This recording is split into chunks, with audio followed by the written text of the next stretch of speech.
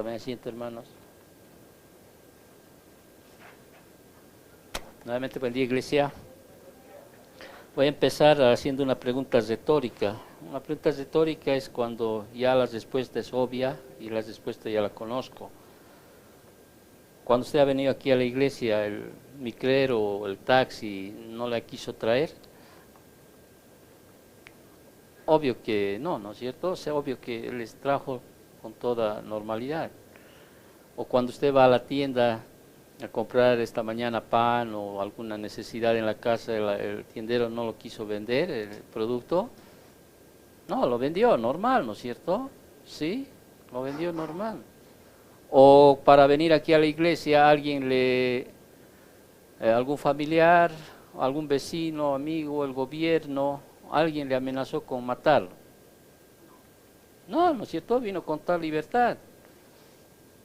Generalmente los domingos estoy mandando una invitación a la iglesia, ¿sí? Haciendo como un editorial, lo llamo así, ¿no? Porque el tema que se va a tratar son conforme a las palabras que les estoy poniendo ya desde el anterior domingo. No sé si has leído esta mañana parte de lo que te decía. Y decía esto porque realmente vivimos en un tiempo donde el cristiano, sí, es tan bendecido en esta generación que para venir a la iglesia usted puede venir con tanta libertad que su vida no está en riesgo. Y había dado algún número de peligros que se enfrentaba en los tiempos de los cuales estamos estudiando, que eran reales, y podríamos decir así, el número de situaciones es corta. Como te digo, para venir aquí a la iglesia, tu esposo no te ha amenazado en matarte. Y si te lo ha hecho, lo habrá hecho de boca para afuera. No te iba a matar, ¿no es cierto? Menos te iban a agarrar y te iban a poner a un recipiente con aceite hirviendo por venir aquí a la iglesia. O amarrarte a una estaca y toda la gente que sabe que estás viniendo a la iglesia, poner ahí leña alrededor tuyo y prenderte fuego. O peor aún, ¿no? Si el gobierno romano en ese tiempo, o en este tiempo el gobierno no va a venir y te va a agarrar y va a ponerte en el estadio, ¿sí? Haciendo referencia al Coliseo romano, ¿sí? Previo a no darles alimento a los leones o a bestias salvajes, después lanzarte ahí para que te despedacen, ¿sí? Te desgarren realmente todo. O tal vez mencioné también en el editorial que escribí, ¿sí? No te van a poner en el potro, ¿sí? El potro era como una rueda donde les amarraban a los cristianos, ¿sí? Por la parte superior y las inferiores, mientras daban vueltas, ¿sí? Los apretaban al punto de que se dislocaban todos, o sea, salían de sus lugares los brazos y las piernas. Y peor aún, crucificar, que era una de las muertes más duras que recibía el cristiano, la que pasó a nuestro Señor Jesucristo. Pero aún así, esa iglesia, ¿sí? Estoy hablando de esa iglesia de la cual hoy vamos a estudiar, ¿sí? Pasaban esas situaciones.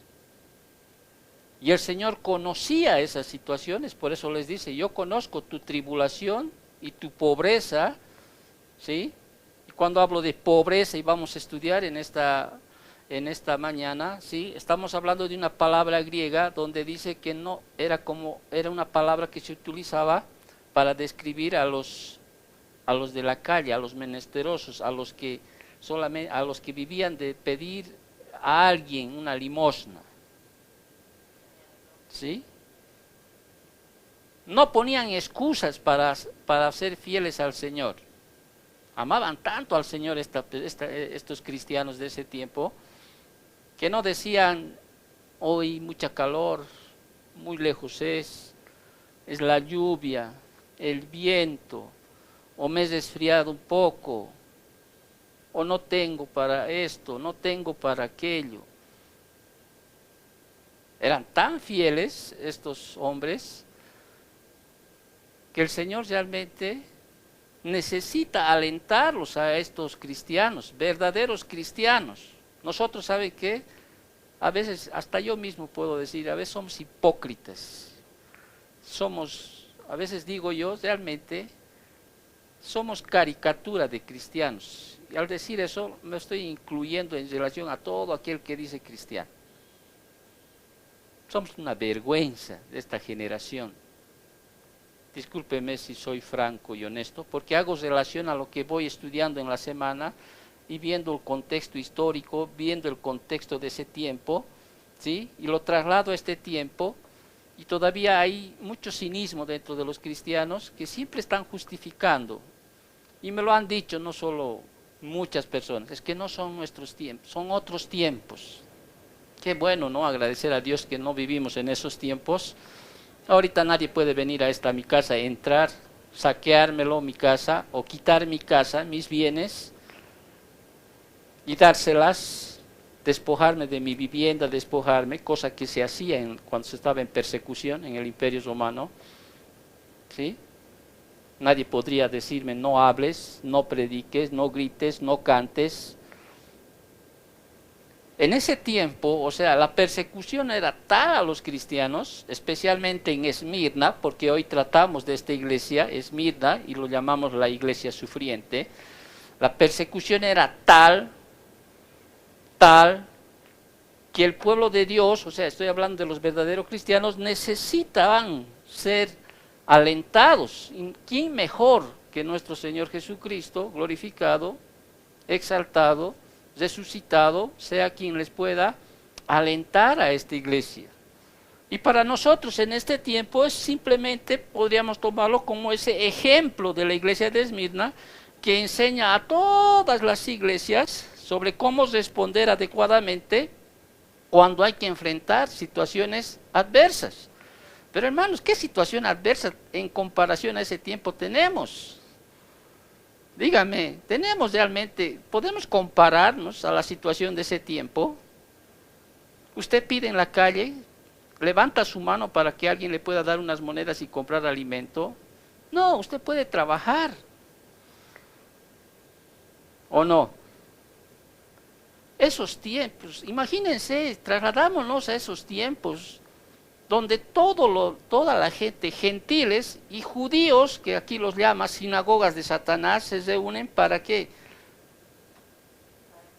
Para ponerles como ejemplo de aquel que se subleva contra el Imperio Romano, no venderles nada, no darles alimento, no darles trabajo, agarrarlos, ¿sí?, con tanta libertad, como para ser parte de esas festividades que habían en ese tiempo, meterlos a los coliseos romanos, ¿sí? Y como decía, lanzarlos ahí a los leones que no fueron alimentados durante días, semanas, con el simple hecho de ¿qué? De satisfacer al emperador, cuyos cristianos en ese tiempo pues no querían exaltarlo como rey, como el gran César. Pero en este tiempo, o sea, si tú te das cuenta, y las veces que tú no has venido a la iglesia, si haces una relación de hace tiempo atrás, me incluyo algunas veces, buscamos justificativos para realmente no congregarnos. ¿Alguna vez se acuerdan que les decía, cuando estábamos, no me acuerdo en qué iglesia, estoy escribiendo las mil y un excusas para no venir a la iglesia? Y hay una que se me quedó de Verónica, que me dijo, es que no he podido porque tenía que lavar las polleras de mi mamá, me dijo, y no sé por qué se quedó ese ejemplo, ¿sí? Pero si tenía examen, seguramente un examen en la universidad, domingo, quizá a las 5 de la mañana, no había ni distancia, no había ni falta de económica para ir, y como sea, y ahí enfrentarse incluso contra la mamá, si no lavaba las polleras, o contra el papá, qué sé yo. ¿No es cierto o no? A ver, o estoy hablando algo que no es, es que no son los tiempos, son otros tiempos, y siempre digo, qué bueno. Tampoco hay que ser tan legalistas. Alguna vez me dijeron, son muy ortodoxos. La iglesia son fanáticos. Y era lo mismo que les decían a los creyentes de Esmirna. Y les decían de todo. son muy fanáticos, les decían. Son ateos, les decían a la iglesia de Esmirna. Ateos porque no iban al panteón donde estaban todos los dioses humanos, ¿sí?, a rendir culto, y ellos les decían son ateos, son inmorales, les decían, porque ellos se saludaban con un beso, un ósculo santo. Son personas, les decían, son culpables de disgregar las familias. Porque obviamente a veces la esposa se convertía a Cristo y el esposo no, o viceversa, y había una desintegración familiar, y los romanos y los judíos juntos con ellos, ¿qué hacían? Les lanzaban pues todas esas acusaciones. Peor si había una calamidad en ese tiempo, qué sé yo, un terremoto o algo, los culpaban a ellos. ¿Por qué? Porque no habían dado culto ¿a quién? A esos dioses que supuestamente controlan la naturaleza, controlan la creación, etcétera, etcétera, etcétera. Y si nos vamos a estos tiempos, hermanos, hay lugares, ha habido lugares en la por ejemplo, Unión Soviética, ¿sí?, en Europa Oriental, fueron realmente duros contra aquellos creyentes que llegaron a estar en ese lugar. En este momento, si alguien te pilla predicando, leyendo la Biblia, por ejemplo, en Corea del Norte o en China, ¿sí?, ellos no son, pues, no tienen la libertad que nosotros tenemos. La iglesia de Esmirna no tenía pues su iglesia, su salón ahí donde ponían sus sillas, venían, se reunían. Ellos tenían que reunirse donde podían reunirse, a ocultas. Y cada día se levantaban pensando si mañana iban a estar vivos. ¿Por qué? Porque si los agarraban a los creyentes, les esperaba crucifixión, morir en aceite caliente, una estaca, alrededor llamas de fuego, ¿sí?, o puestos en el Coliseo, a otros en el potro, a otros morían a espada, decapitados, asesados. Esa era la vida de antes de los creyentes. Y cuando escribe Juan, y después de 50 años de lo que escribe Juan, hay un mártir, un bien reconocido en Esmirna, que es Policarpo. Tal vez puedes buscar tú en las redes sociales de ahora. Qué hombre más valeroso, fiel al Señor, a 86 años, si no me equivoco, negando dar culto al rey de Roma para librarse o sea, para tener vida todavía. Y verdad, no es que sea un cascarrabias, o muchos me dicen eres muy, muy directo, algo así, que a veces me encuentro con algunos amigos. Somos una caricatura de cristianos. Y a veces, verdad, da ganas de cerrar las cosas y decir, ¿saben qué? Realmente, no sé si realmente somos dignos de ir a obtener vida eterna. Realmente, esta generación, digo, por eso hablé esta mañana de esta generación, cree que el cristianismo es a ver si me doy ganas de ir a la iglesia, a ver si me siento motivado para ir. Hermanos, yo me recuerdo con mi esposa, mis 6 hijos pequeños, íbamos sin pasajes a veces a Quillacollo y no teníamos para regresar y teníamos que acudir a un hermano. Gracias a Dios, el hermano Lucho, que está siempre en mi corazón y en mi mente, siempre nos teníamos esa libertad de decir, hermanito, ¿me puedes prestar 5 pesos o 10 pesos, así algo como para volver a la casa y después ver qué voy a comer? Tal vez en esa situación ahora puedo entender que realmente amábamos al Señor. Quizá hubiera sido más fácil decir, mira, no, hija, no iremos, mira las guaguas. Además tenemos que volver, ¿qué van a comer? Pero aún así íbamos y caminábamos, me acuerdo, desde la Plaza Bolívar y nos íbamos hasta el semáforo, Nérida de Guerra, si no me equivoco eso, no me acuerdo qué calle es, y te acuerdas, subíamos todavía arriba, a veces nos vinimos un poco más abajo. Había situaciones en las cuales nuestra vida era tremenda, era realmente dura.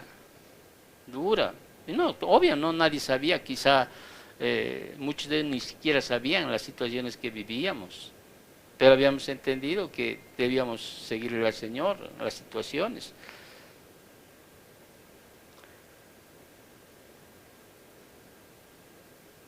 Las escrituras siempre están vinculando la persecución con la fuerza espiritual. Santiago, por ejemplo, nos dice en Santiago capítulo 1, versículos 2 y 4, poquito para entrar en contexto, dice: hermanos míos, tened por sumo gozo cuando os halléis en diversas pruebas, sabiendo que la prueba de vuestra fe produce paciencia. Mas tenga la paciencia su obra completa, para que seáis perfectos y cabales, sin que os falte cosa alguna. La persecución en ese tiempo, ¿sí? ¿Qué hace la persecución dentro de la iglesia? Purifica. ¿Sabes por qué? Porque los hipócritas no tienen que formar parte de la iglesia. Por tanto, las persecuciones, las pruebas, las situaciones que uno enfrenta es para purificar la iglesia. Porque la iglesia está realmente para hombres valientes. El reino de los cielos arrebatarán, ¿quiénes dice? Los valientes. Purifica, depura el pecado. Y más aún, había afirmado la realidad de la fe de sus miembros para saber realmente quién tiene la fe genuina, la fe verdadera. Y vuelvo a repetir, los hipócritas no permanecen al enfrentar la persecución. Los falsos creyentes no quieren soportar dolor. Es por eso que tú vas a ver cientos de iglesias. Y a veces el dolor que uno sufre, o sea, las situaciones que pasamos, la mayor parte, si te das cuenta, es porque has tomado una mala decisión, o hemos tomado una mala decisión. Me incluyo.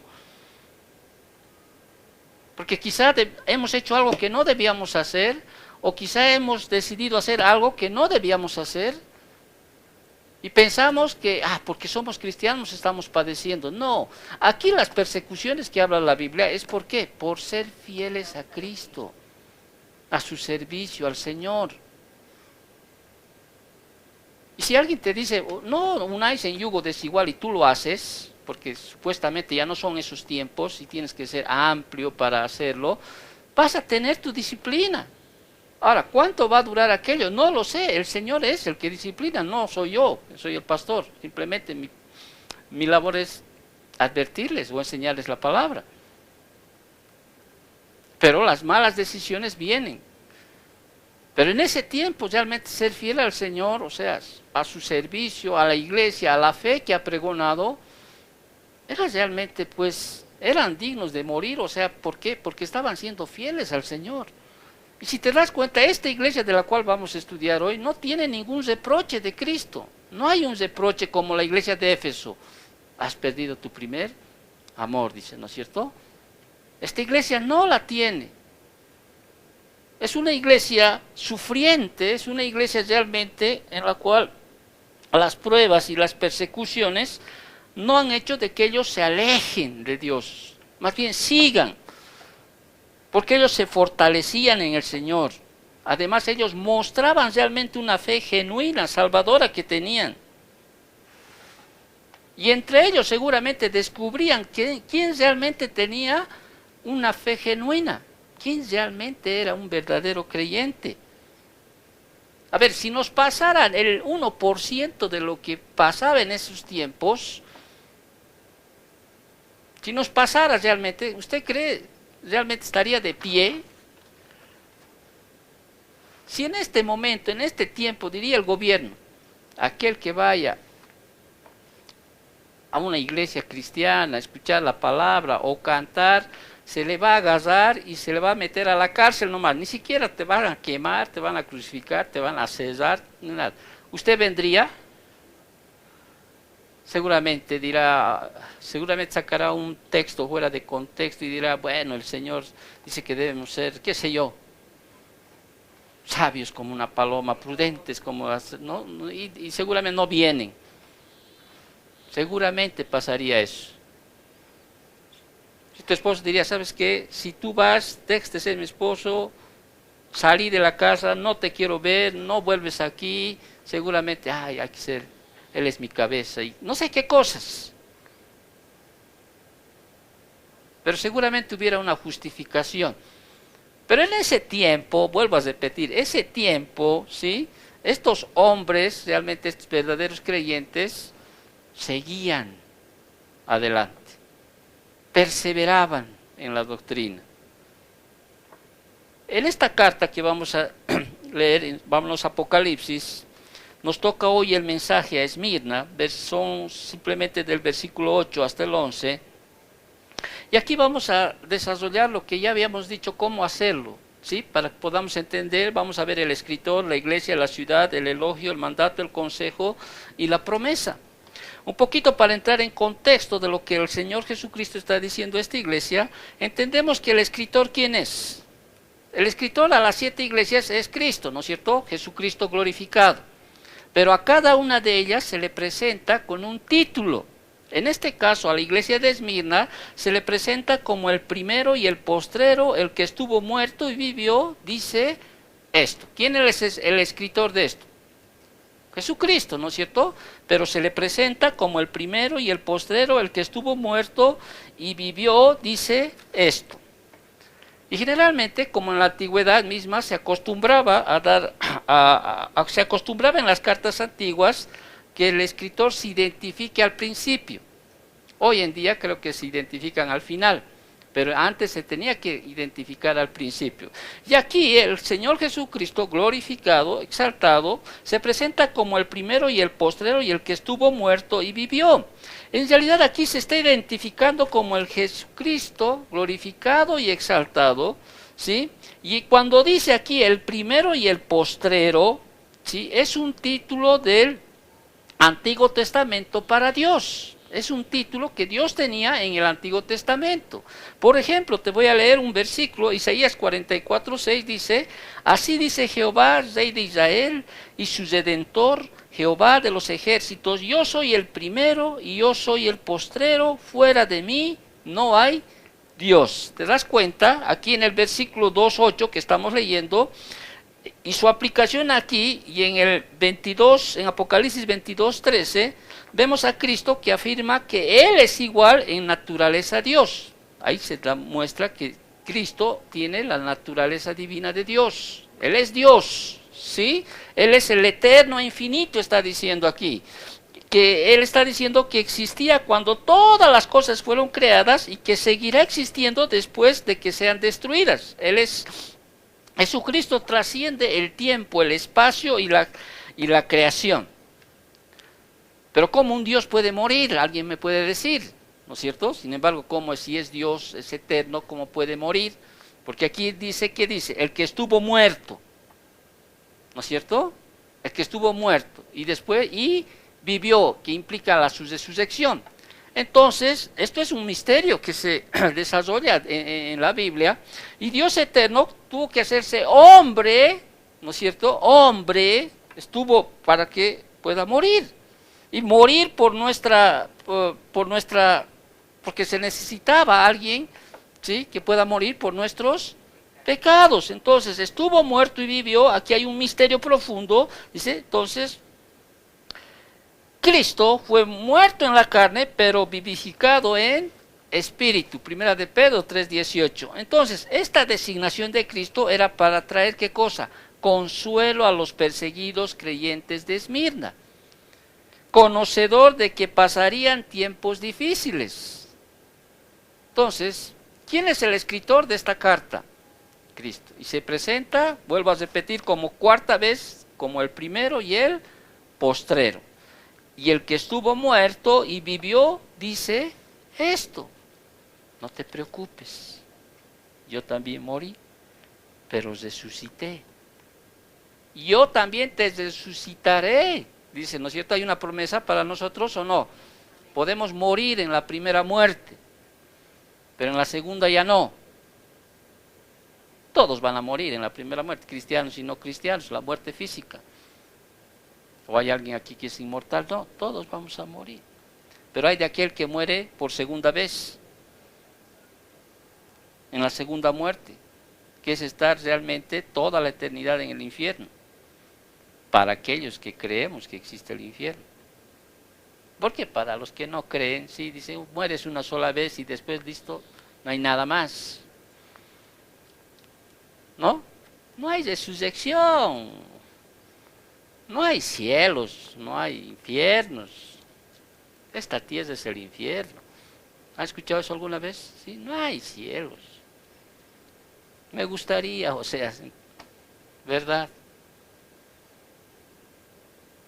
Me gustaría en el sentido, no por mí, sino por mi familia, podríamos decir así. Pero entiendo que hay. Entiendo que hay. Y si no hubiera, eso le preguntaron a Pablo, ¿te acuerdas de los Corintios? A un grupo, unos saduceos en Corinto, le dijeron, no hay. Y Pablo le dice, si Cristo nos resucitó, vana es nuestra fe, así que mejor es que comamos y bebamos, que mañana moriremos. O sea, en otras palabras, mejor disfruta tu vida, porque una sola vez se vive la vida. Viví como quieras. Y si no hubiera resurrección, no hubiera Cristo, no hubiera el Evangelio, y no hubiera, somos dignos de conmiseración. O sea, qué lástima de estos que han vivido toda su vida creyendo en algo que no existe.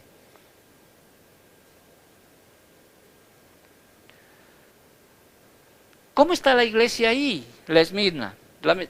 Las escrituras no mencionan la fundación de la iglesia en Esmirna, ni se menciona la ciudad en el libro de los Hechos, como lo hemos visto la anterior en la iglesia de Éfeso. ¿Te acuerdas? La anterior semana habíamos visto que la iglesia de Éfeso tenía una linda herencia, muchos predicadores, pero tremendos siervos del Señor habían fundado la iglesia, Priscila, Aquila, Pablo, vemos a Etiquico, vemos ahí a Timoteo, vemos a Juan en los últimos tiempos. En cambio en esta iglesia no existe, o sea, no podemos sacar de la Biblia así, o sea, cuándo se fundó, quién la levantó.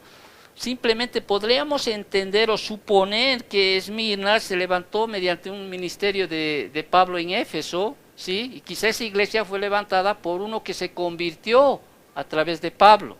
Pero no existe registro en el libro de los Hechos para decir, esta iglesia tenía fuerte herencia en cuanto a los siervos del Señor. No existe. Más aún, ni aún la misma ciudad de Esmirna no tenemos un historial donde, cuándo se creó, cuándo se originó y todo aquello. Pero la palabra simplemente nos ayuda un poquito a entender, porque Esmirna es la traducción que sacaron de la Biblia de la Septuaginta, así que implica o significa misa. Eso sí puedes entender, ¿no? Esmirna y misa vienen a ser lo mismo. ¿Sí? Misa, ¿te acuerdas? Se menciona en el Nuevo Testamento cuando al Señor Jesucristo, cuando nació, bebé, le trajeron oro, incienso y misa, ¿no es cierto? Y la misa era una sustancia, ¿sí?, que se utilizaba para, como un extracto, una esencia que se sacaba, triturándolo, ¿sí?, que se sacaba pues para que pueda dar fragancia o para embalsamar a los muertos cuando morían, ¿sí? Y también se utilizaba como un analgésico, ¿sí? Entonces era bastante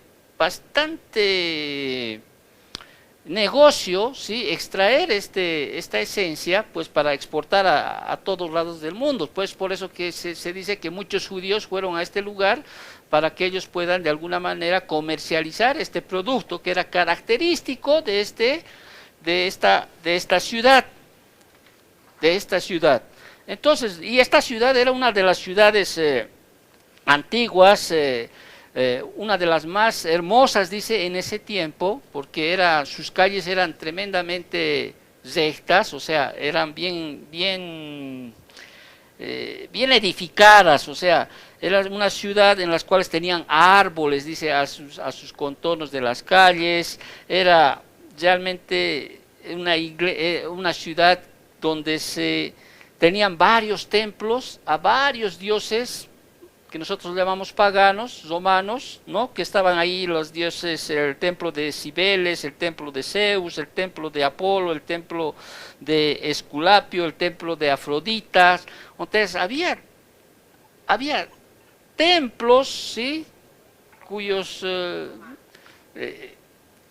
templos en los cuales la gente que vivía ahí tenía que ir y rendir culto a estos dioses que los llamaban ellos, ¿sí? Dioses.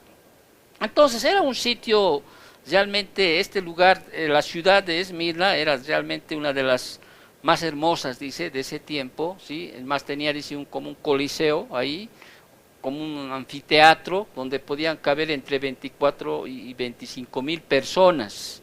O sea, realmente era un lugar, una edificación donde había un templo exclusivo donde se adoraba a Roma, a Roma. Pero dentro de esa ciudad había una iglesia, ¿sí?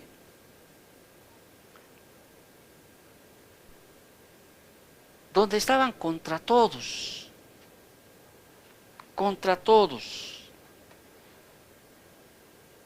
Cristo, ¿sí? Muestra su elogio a esta iglesia, los elogia. El mismo Señor Jesucristo elogia a esta iglesia.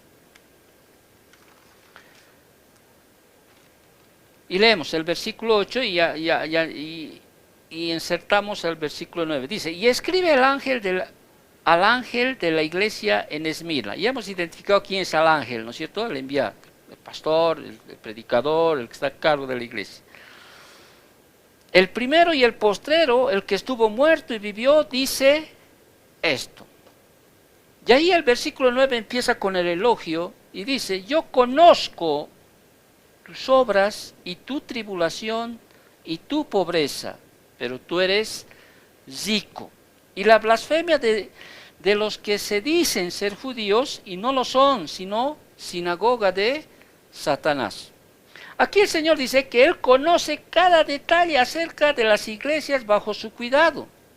Él conocía, dice, su tribulación. Y esta palabra tribulación, ¿sí? Tipsis, o sea, T-H-L-I-P-S-I-S, significa presión. En el Nuevo Testamento se usa como persecución o tribulación. Pero es una tribulación tal que si uno quisiera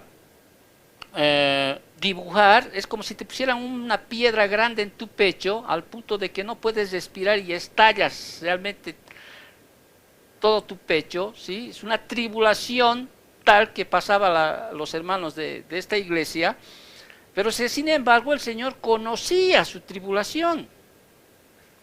Y cuando uno va preparando, dice, ¿y por qué el Señor permitió eso? Uno puede decir, ¿no? Y no solo era una tribulación, sino conocía también tu pobreza. Y cuando uno hace estudio de esta palabra pobreza, existen dos palabras en el griego para utilizar pobreza. Una de ellas es penies, ¿sí? En griego, ¿sí? Y denota a quienes luchan por suplir sus necesidades fundamentales. Vale decir, son personas que están al límite, trabajan para el límite, ¿sí? Trabajan para generar un recurso, pero como para subsistir. Pero no usa esa palabra en este versículo, sino usa una palabra mucho más fuerte. Y usa la palabra toche, P-T-O-C-E-I-A. ¿Ya? Tocheía. Lo puedo leer, tal vez estoy pronunciándolo mal, pero aquí esta palabra describe a limosneros que no tienen que no viven de su propio trabajo, sino de limosnas de otros. Muchos de los creyentes en Esmirnas, entendíamos en ese tiempo, eran también esclavos. La mayoría estaban desamparados, pocos habían tenido posesiones y sin duda les habían perdido esas posesiones que tenían por la persecución. Entonces el Señor les dice, yo conozco tu tribulación y tu pobreza. Y también les dice, y la blasfemia de los que dicen ser judíos y no lo son, sino sinagoga de Satanás. O sea, ahí había judíos, ¿sí? Que decían ser judíos, que en cierta manera de raza eran judíos porque eran descendientes de Abraham, pero espiritualmente no eran judíos. Y cuando habla de sinagoga, está hablando de una reunión, una asamblea. Judíos que se reunían para realmente maltratar y dañar y perseguir a los cristianos. Para eso se reunían en esta asamblea, esta sinagoga. En vez de llamarse sinagogas de Dios, eran sinagogas del diablo. Se reunían para hacer daño a los cristianos. Que lo único que hacían era, ¿qué cosa? Ser fieles a Dios, a Cristo. Y había tal hostilidad en este lugar hacia los cristianos, y había una hostilidad por tres razones fundamentales, que quizá ya lo he mencionado, pero lo voy a volver a mencionar. Esmirna había sido fanáticamente devota a Roma durante varios siglos. Eran tan devotos, era el centro principal de culto y adoración al emperador. Y no era casi religioso, sino era político. Obviamente, los ciudadanos que vivían en Esmirna reconocían tanto al emperador. ¿Por qué? Porque había seguridad en ellos, en el sentido de que ninguna otra nación podía atacarlos, porque Roma en ese tiempo realmente era pues como dice, un imperio, ¿sí? No había ninguna nación que se podían atacar. Entonces los ciudadanos romanos, ¿no es cierto?, y los judíos estos que vivían ahí se sentían protegidos, y eso hacía que ellos rindan culto al emperador o al imperio romano. Pero los cristianos, aunque voluntariamente se sometían a las autoridades civiles, o sea, cumplían las leyes civiles, porque estaba dada a los cristianos de cumplir, ¿no es cierto?, pero ellos realmente no reconocían al emperador como su rey. Entonces ellos se negaban a ofrecerle sacrificio y adorarlos. Y por eso entonces el rechazo, ¿sí? Y los acusaban de ¿qué? De rebeldes, de enfrentar al gobierno, o sea, de enfrentar al imperio romano. ¿Y eso qué les traía? Ira del mismo imperio.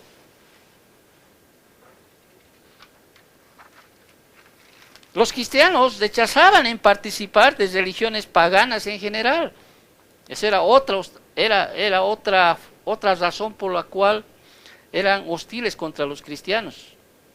Esmirna adoraba una mezcla de dioses que había mencionado, entre ellos Zeus, Apolo, Afrodita, Esculapio y sobre todo Cibeles. Y ellos tenían un panteón donde estaban ahí los dioses, y todos los ciudadanos de Esmirna tenían que ir y rendir culto a estos dioses. Pero los cristianos, ¿qué hacían? No lo hacían. Al punto de que eran considerados, ¿qué cosa? Ateos. Y les decían, ustedes son antisociales.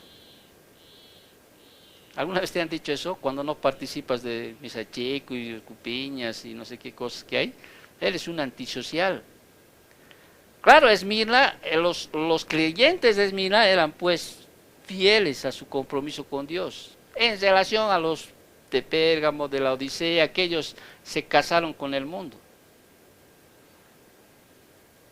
¿Sí? Entonces había esa persecución hacia los creyentes de Esmirna. Una tercera razón por la cual había hostilidad hacia los creyentes de Esmirna es que los creyentes en Esmirna afrontaban la blasfemia de los que dicen ser judíos y no lo son, sino sinagoga del más blasfemo Satanás. Blasfemia. Blasfemia significa calumnia o difamación, ¿sí? Palabras hostiles contra Dios, indica la maldad intensiva y severidad de la calumnia. Entonces, los judíos, por lo general, los judíos acusaban a los cristianos. ¿Y de qué les acusaban? De canibalismo. ¿Por qué de canibalismo? Porque ellos tenían, basándose en una mala interpretación de la cena del Señor. Pero ellos los acusaban por canibalismo.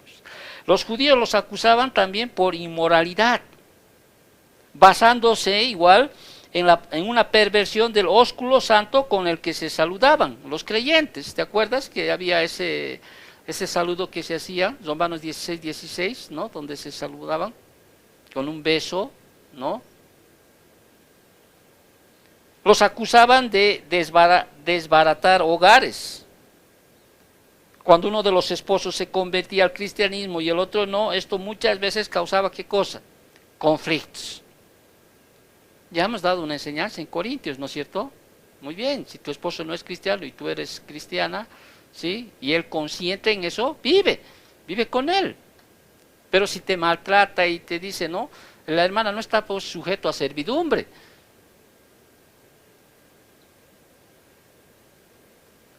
Y ahí está el divorcio, la separación.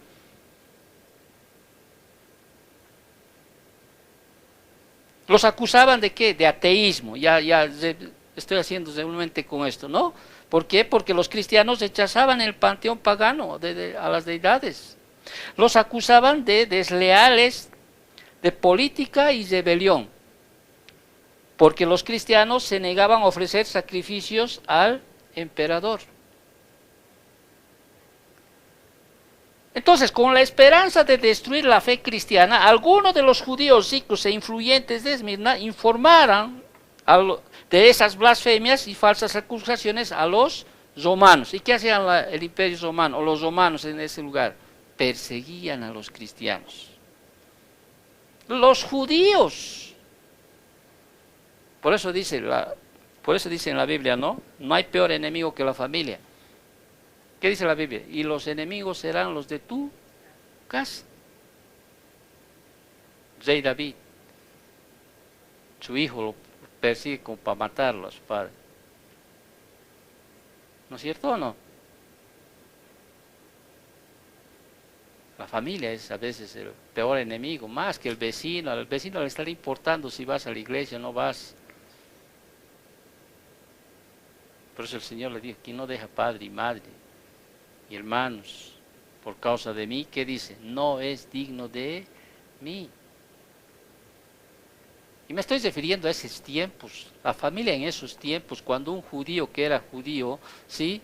Y se volvía cristiano, la familia pero iba pero pues contra él fuerte.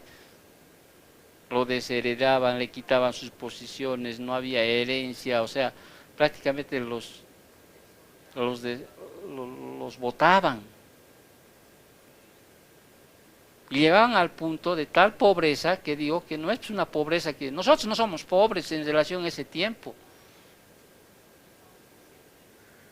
Usted no, usted vive en una generación o en una época donde usted, sí, puede tener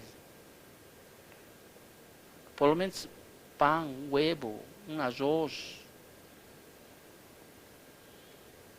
A ver, imagínate, por eso, a veces quisiera meterles a su cabeza esa idea y decir, saber salir, viví en ese tiempo, y donde tú vayas y no te quiera ni la tiendera vender pan, por más que tengas plata, ¿sí? Al saber que eres cristiano, no hay para vos, no hay trabajo para vos, no hay nada para vos, no hay nada, y solo depender de las limosnas o de alguien que te ayude o te dé. Usted seguiría siendo fiel al Señor, pero Señor, estoy sufriendo y tú eres Dios Todopoderoso, ¿por qué no me ayudas? Seguro empezaríamos a reclamarle a Dios, ¿no veo o no? Pero el Señor, en vez que el Señor diga, no temas, o sea, el Señor les dice, ahorita yo te saco de esto, no, el Señor ¿qué le dice? No temas, no temas.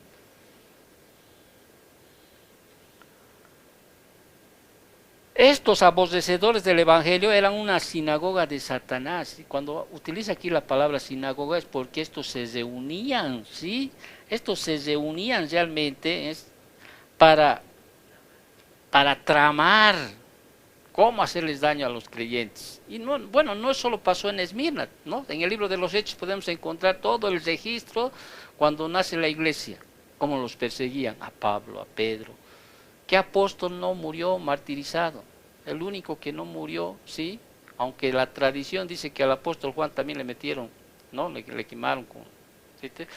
Todos murieron decapitados, crucificados, asesados, a espada. De aquí de lo que te miran feo ya está, ay, se quiere uno, qué sé yo, deshacer. Estos eran judíos, vuelvo a repetir, estos eran judíos realmente, porque aquí dice, no lo son, vuelvo a repetir, eran de raza, eran descendientes de Abraham. pero espiritualmente no lo son. Así los definía Pablo. ¿Sí? Así los definía Pablo. Porque no es, dice judío Pablo, el que se circuncisa, ¿no? Sino aquel.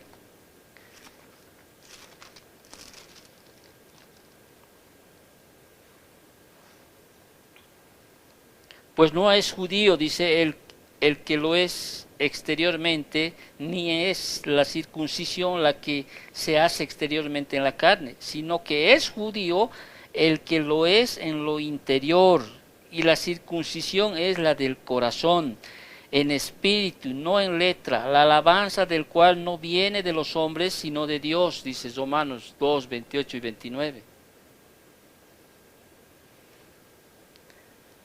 Ahora, ya estás mejor, ¿no? En tu ambiente, ¿no? El contexto, ¿sí?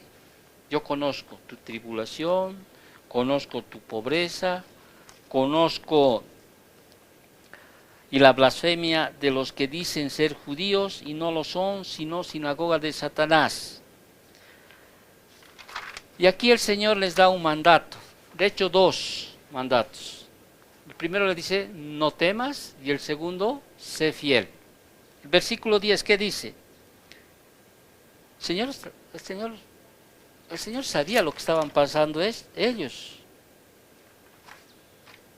No temas en nada de lo que vas a padecer.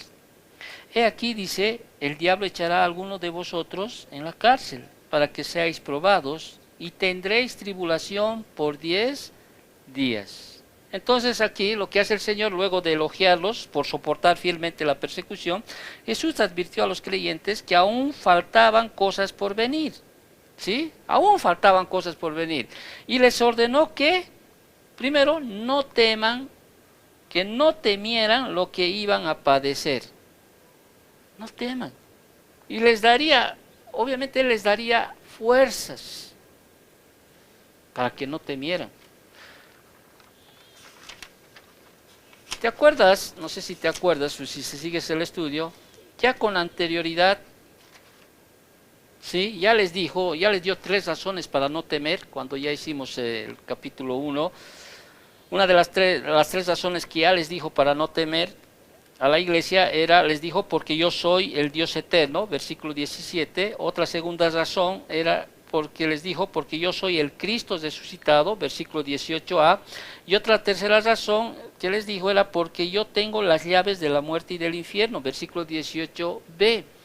Pero ahora aquí a la iglesia les dice que no temieran, ¿sí? Y es más, el Señor les predijo que todavía les iba a suceder algunas cosas terribles, bueno, malas, ¿sí? El Señor nunca nos dijo que el ser cristiano era una vida fácil. Si quieres ser un cristiano de aquellos, tienes que buscar una iglesia pentecostal, una iglesia donde se predica el evangelio de la prosperidad, que le llaman la palabra de fe. Pero bíblicamente, sí, ese no es el evangelio. Ese no es el evangelio. El Señor fue claro. El Señor dijo, en el mundo tendréis aflicción, pero confiad, yo he vencido al mundo. El Salmo 56, 11 que dice, en Dios he confiado, no temeré. ¿Qué puede hacerme el hombre? Dice.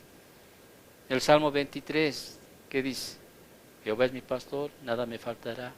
¿Sí? En lugares de delicados pastos me pastoreará. Más abajo que dice, aunque ande en valle de sombra y de muerte, no temeré. ¿Por qué? Porque tu vara y tu callado me infundirán aliento.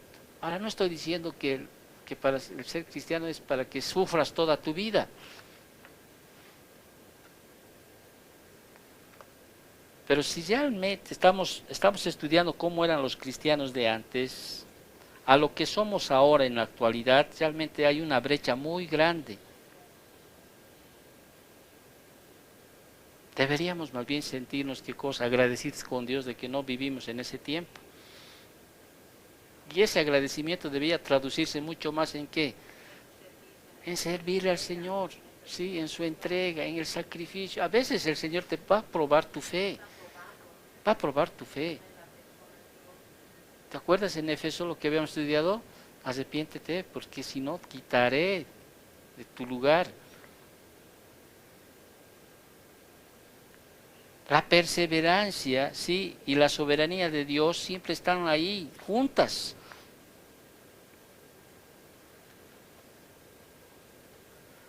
Y no va a terminar los ataques de Satanás en este siglo o en el anterior siglo, no va a terminar los ataques, van a seguir viendo los ataques. Pero sabes que hay algo bueno que dice en la Biblia. Y el versículo que más me encanta, el capítulo más lindo para mí, en Romanos 8. ¿Qué me separará del amor de Dios? Dice, tribulación, hambre, sí, espada, sí. ¿Qué me separará? Nada, nada, absolutamente nada. ¿Usted hubiera aguantado lo que pasó Job? A ver, ¿han escuchado la historia de Job? Para los que no han escuchado la historia de Job, no, hubiera aguantado que en un día muera sus hijos, ¿sí? Al día siguiente sus bienes se quemen, al día siguiente la enfermedad hasta tal, ¿no? Para colmo su mujer le dice, muérete, ¿no? Pero ahí ves a un Job, ¿no? Aunque él me matare, dice, en él esperaré, dice, ¿no? Jehová dio, Jehová quitó, sea bendito el nombre de Dios. No, ¿no ve? Usted realmente, si fuéramos creyentes, a veces vemos la vida de Pablo, ¿no? Y cómo llevó su ministerio, en azotes, en desvelos, en naufragios, en hambre,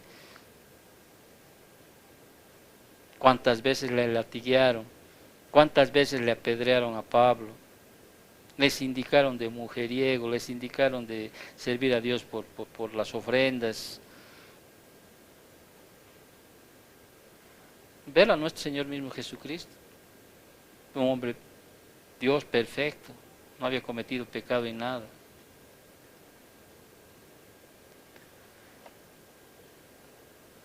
No temas en nada, les dice, lo que vas a padecer. He aquí, dice, mira lo que les dice a la iglesia. A veces uno esperaría, ya, hasta aquí nomás, no voy a dejar más que te toquen, ¿no? Pero ¿qué dice? He aquí, dice, el diablo echará a alguno de vosotros en la cárcel. Para que seáis, ¿qué cosa? Para que seáis probados. O sea, el Señor a veces permite esta situación para probar realmente si tienes la fe genuina. Para que seas confirmado, para que seas probado, para que seáis probados. Y tendréis más todavía, le dice, ¿qué cosa? Tribulación por 10 días. Algunos creen que estos 10 días es los 10 emperadores romanos que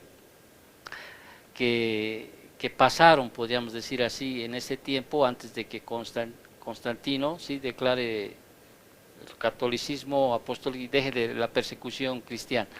Otros dicen que esos 10 días son 10.000 años, pero no hay razón para entender aquí. Simplemente aquí está diciendo que va a haber persecución, todavía te van a agarrar por 10 días. En mi caso fue 21 días. ¿Sí? Y aquí el asunto es que esa situación, ¿sí?, no te lleve a qué, a desertar. Y no, ay, ¿cómo Dios va a permitir que yo vaya a la cárcel? Que yo que le sirvo al Señor, yo que voy a la iglesia los domingos, yo que enseño la Biblia. No, Dios no existe, si existiera no permitiera. No, ¿es para qué? Para probar tu fe. ¿Me entiendes? No esperes que Dios te ponga en una situación tan adversa para probar tu fe. Es más fácil decir, ¿sabes qué? Cualquier cosa que pase yo voy a seguirle al Señor. No me importa si se van todo el mundo. Y tampoco estoy diciéndole que puedo un día caer o desfallecer, sé que voy a tener mis luchas. Pero ya está enraizado aquí y aquí, en mi corazón y en mi mente, voy a seguir hasta el último. Le guste a quien no le guste. Le parezca o no le parezca, me digan estúpido, tonto, qué sé yo, burro por seguir perdiendo tu tiempo. Voy a seguir, que creo que es lo único que no me puede quitar el enemigo. Ahora, no pido a Dios que no me ponga, pido a Dios que no me deje desfallecer si hubiera una situación o algo, ¿entiendes? Pero aquí estos cristianos, les decía, a estos cristianos, ¿te imaginas lo que veía la gente? A ver, pónganse en su lugar, mira, pobres pidiendo ahí para comer, pero sirviéndole al Señor, siguiéndose, uniéndose al Señor. Y el Señor, pero les dice, no, no temas. Y todavía les da como un mandato, un consejo. Yo le digo otro mandato, un segundo mandato, versículo 10, que dice, sé fiel hasta la muerte. Sé fiel hasta la muerte. Muchos dicen que esta frase es intensiva y otros dicen que son extensiva. Si fuera intensiva, sería así. Sé fiel aunque esto te va a matar. Y si fuera extensiva, sería así esta frase. Sé fiel hasta que finalmente te mueras. Pero sea el uno o sea el otro, aquí te está diciendo, ¿sabes qué? Si has decidido ser cristiano, ¿sí? Sé fiel hasta que mueras. Eso te está diciendo, sé fiel, te vaya bien, te vaya mal, seas próspero, no seas próspero, tengas o no tengas, pero sabes que tu fidelidad eres vos contra el Señor. Así como Josué decía, yo en mi casa serviremos a Jehová, y yo, Señor. O como Pablo decía en Hechos 20:24, ¿sí? Que decía, yo corro mi carrera, de ninguna cosa hago caso con tal que cosa, ¿de qué cosa? Mi carrera. Al Pablo le decían loco. ¿No veo o no? Y él que decía, soy loco por Jesús. Parafrasear. Entonces el Señor, mira lo que les dice, sé fiel hasta la muerte, ¿sí? Y si eres fiel hasta la muerte, o sea, termina, ¿no?, su carta con unas palabras finales de alentadoras de consejo. El que prueba la autenticidad de su fe al permanecer fiel, al Señor hasta la muerte, ¿qué recibirá? Ahí viene la promesa, viene la recompensa. Recibirá la corona, ¿sí? La corona. Estéfanos en griego, la corona del triunfador. Sé fiel hasta la muerte y yo te daré, dice, la corona de la vida. La recompensa, te va a dar, dice el Señor, una corona. Y la corona implica vida eterna. Si yo me voy a la palabra, dice que a nosotros los pastores el Señor dice que nos va a dar ¿qué cosa? Una corona incorruptible de gloria, dice. ¿No es cierto? Una corona. Ahora, quizá a Pablo le va a dar la corona de justicia. En este caso a estos hermanos de Esmirna les va a dar la corona de vida. A uno se pone a pensar, ¿no? Alguien decía, esa corona va a ser toda la eternidad, voy a llevar la corona ahí. No, la corona es para echar a los pies del Señor en un momento dado, allá en el reino de los cielos. Apocalipsis 4:10. Ahora, muchos no van a tener coronas. Es como si hubiera 10 coronas y tú eres el 11 ahí. No sé cómo te sentirás. Pero dice aquí, a los que son fieles, dice, ¿no es cierto? Yo les daré, dice, yo les daré la corona de vida.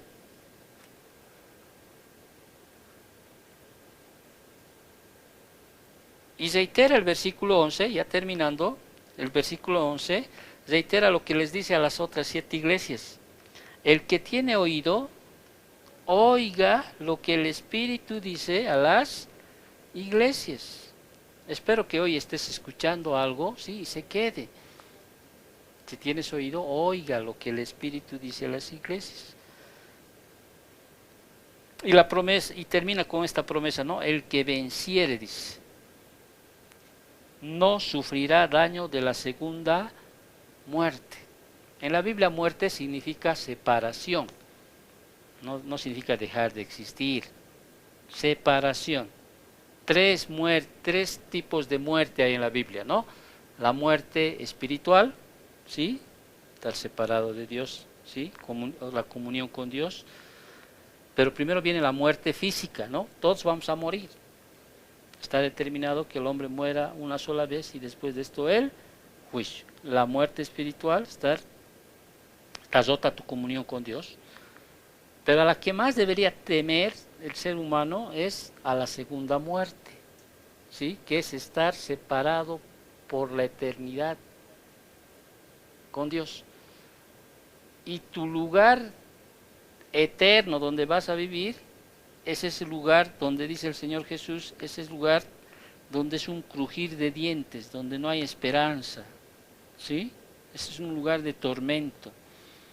Ese es el lugar donde describe la Biblia, que realmente es terrible, al punto que cuando uno lo ve al padre Abraham, le dice: Señor, ve y dile a mis hermanos que existe realmente este lugar.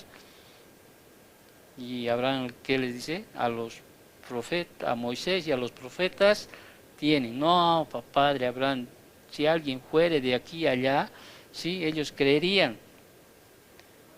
Y aunque vino uno que murió aquí, ¿sí? Que estuvo allá y sabe y habló, muchos no creen. Y Apocalipsis 20:14 describe así: y la muerte y el Hades fueron lanzados al lago de fuego. Esta es la segunda muerte. Entonces, ya finalizando, ¿sí? Aquí vemos, por ejemplo, cómo el Señor Jesús, ¿sí? A esta iglesia les dije: dejen de temer y sean fieles. Y para que estos cristianos, para que los cristianos ahí en Esmirna, ¿sí? Para que ellos puedan dejar de temer, ¿sí? En lo que hemos leído en los versículos del 8 al 11, da estas 5 afirmaciones. Primero les dice, ¿sí? Que la reputación de Cristo es mejor que la reputación de Roma. Vale decir, que Él es el resucitado. O sea, no temas. No temas. El que estuvo muerto y vivió dice esto: nosotros seguimos a un Cristo resucitado. Los que persiguieron a esta iglesia, los judíos o esta sinagoga de Satanás, ¿dónde creen que están ahorita? ¿Me entiendes? ¿Dónde creen que están? Su reputación, o sea, la reputación de Cristo es mejor a la reputación de Roma. En ese momento Roma quizá les ha dado seguridad, quizás Roma en ese momento les ha dado para vivir, para comer. ¿Me estás entendiendo lo que te estoy diciendo? ¿No es cierto? En ese momento terrenal. Pero ahora,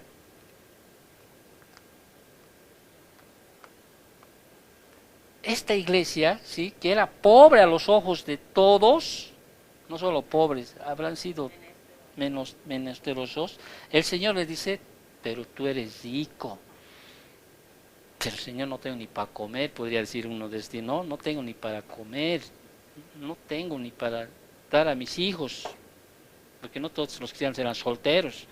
No tengo ni para qué llevar a la casa, no tengo, nadie me quiere vender, nadie me quiere dar trabajo, nadie quiere darme una mano porque para ellos soy un rebelde, uno que no da gracia al Estado, uno que no reconoce la seguridad que el Estado me da, etcétera, etcétera.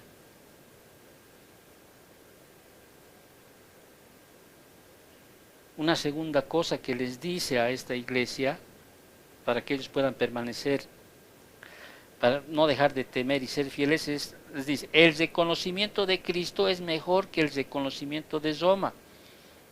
El Señor reconoce a ellos, le dice: yo conozco tu tribulación, tu pobreza, ¿no es cierto? Yo conozco, reconozco, Cristo reconoce lo que es.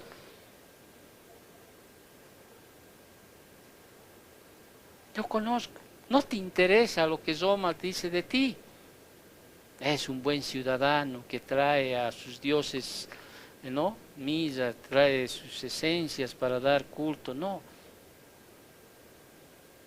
El reconocimiento de Cristo son mejores, las riquezas de Cristo son mejores que las riquezas de Roma, ¿o no? En ese tiempo se daba coronas también, ¿no es cierto? Por en las festivales que había, ¿sí? dedicados a los dioses paganos, ¿no? Y sus coronas que tenían a veces los metían por la nariz a los cristianos. Pero sin embargo el Señor les dice, son coronas incorruptibles, son coronas de vida, ¿sí? Son coronas, tú eres rico. Las riquezas de Roma en ese tiempo pasaron. Hermano, esto no me voy a llevar. ¿Me entiendes? ¿Te vas a llevar algo? ¿Te mueres?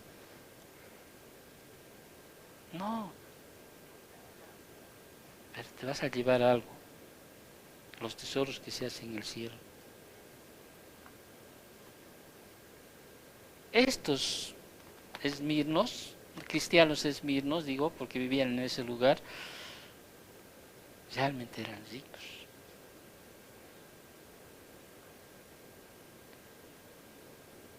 Hay algo más que puedo detallar en el versículo 10, que el reconocimiento que Cristo hace del tiempo es mejor que el reconocimiento del tiempo que hace Roma. Hermano, ahí dice, el diablo echará a algunos de vosotros, ¿no?, en la cárcel. Pero ¿qué es esos 10 días en comparación a la eternidad?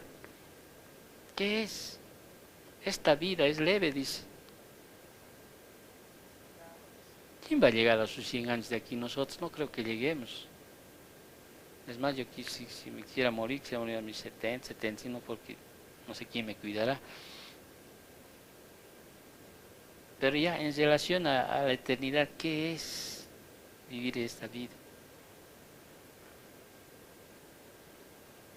Ahora, y termina, ¿no?, el versículo 10 y 11 mostrándonos que ¿por qué no debes dejar de temer y ser fieles? Que las recompensas del Señor son mejores que las recompensas de Roma. Son eternas, ¿sí? Dios nos dice, al que venciere, no sufrirá daño de la segunda muerte. En otras palabras, si tú eres un vencedor, eres fiel al Señor, ¿sí?, no vas a morir por segundo, o sea, la segunda muerte no está. Viviremos con el Señor por siempre, dice. Y escucharemos, ¿no?, lo que dicen en los evangelios, siervo fiel, dice. En lo poco has sido fiel, en lo mucho te pondré. No seas un cristiano hipócrita. Si dices realmente, por eso decían, oye, cuando escribí a la iglesia decía, no digas yo amo a Dios sobre todas las cosas, si no es verdad. Porque primero está qué cosa. Primero está la reunión que los domingos siempre lanzan. O primero está el colegio. O primero está, qué sé yo. Si realmente has decidido seguir al Señor, tienes que decir, amarás a Dios sobre todas las cosas. Amarás a Dios sobre todas las cosas, sobre todas las cosas. Pero no seas legalista en el sentido de que sí, haré eso porque si soy cristiano, voy a ir a la iglesia. No, ese es ser legalista. Si no dirás, sí, voy a la iglesia porque amo a Dios, quiero escuchar su palabra, lo quiero hacer. Porque los mandamientos de Dios no son gravosos. No son gravosos. Ya no sé, yo especialmente ya me he cansado de ver un cristianismo así. ¿O seré yo? A veces solo digo yo. ¿Seré yo nomás? ¿Seré yo soy el ortodoxo, el legal, para otros el legalista, el que le pone a la palabra a letra así dura? Y es más, hasta a veces me indigno, digo, Señor, podría dar más.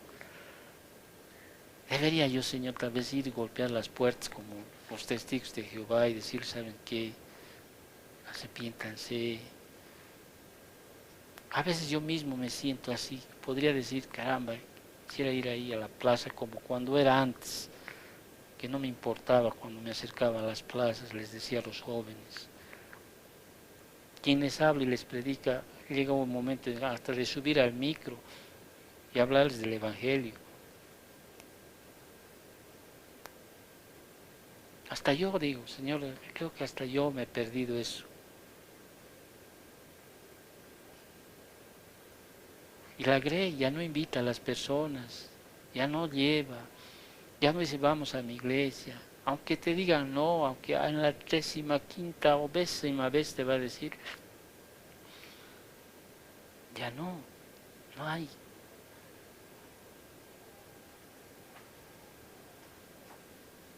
Somos realmente, somos realmente, no sé qué palabra usar, pero realmente somos, asícitos somos en relación a los cristianos que vemos en las escrituras. De lo que nos miran chueco, nos dicen algo, nos amenazan o nos dicen cualquier cosa y queremos ya, sí.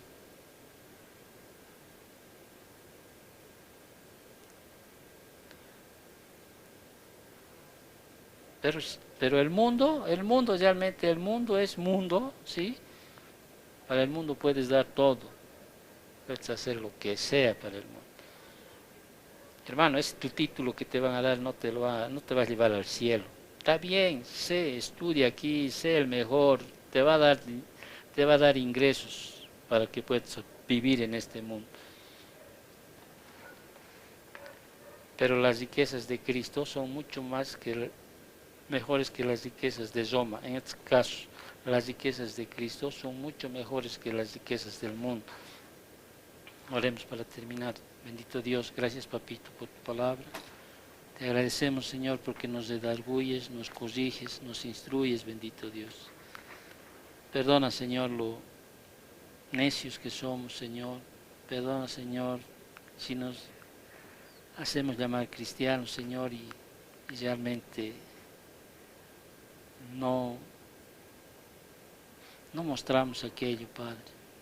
Ayúdanos, Señor, a entender, Señor, realmente que el seguirte, Señor, es como tú dijiste, tomar tu cruz, seguir, Señor, perseverar, no importando, Señor, si así vamos a perder, Señor, familia, negocio, lo que sea, Señor, porque hemos entendido algo, Señor, que tu fidelidad hacia ti, Señor, es mucho más grande en la eternidad, papito. Gracias, Señor, por todo. Gracias por las ofrendas, porque también debemos seguir haciéndolo aquello, porque, Señor, es parte de tu adoración, como dice tu palabra. Bendícelo, Señor. Que esta semana, Señor, sea una semana de tranquilidad también. Te pedimos, Señor, pero si va a haber situaciones adversas, duras, Señor, fortalécenos como a la iglesia de Esmirna, Señor, diciéndoles que no debamos temer, porque mayor es el que está con nosotros que el que está contra nosotros o en el mundo, Señor. Gracias porque, Señor, tú eres nuestro Rey, nuestro Señor, nuestro Salvador, bendito Dios. Somos ricos, Señor, porque somos salvos en primer lugar, porque tenemos santidad, Señor, la santidad tuya en nuestro ser, porque, Señor, tenemos paz para con Dios, tenemos tu gracia, Señor, y, Señor, sobre todo te tenemos como nuestro Señor y Salvador, nuestro soberano, papito Dios. Gracias, papito Dios. Bendice esta semana, bendice esta mañana, Señor. Bendice a los jovencitos que están aquí. Cuídalos, protégelos de este perverso mundo, Señor. Que ellos entiendan, Señor, como dice tu palabra, que deben buscar a Jehová en los días de su juventud. Ellos puedan, Señor, seguir buscando de ti, seguir aferrándose a tus principios, a tus mandamientos, Señor, para que sean hombres de bien, para que sean esos creyentes, Señor, que tú quieres que sean, papito. Gracias, Señor, por todo. Bendecimos esta mañana en nombre de Cristo Jesús. Amén.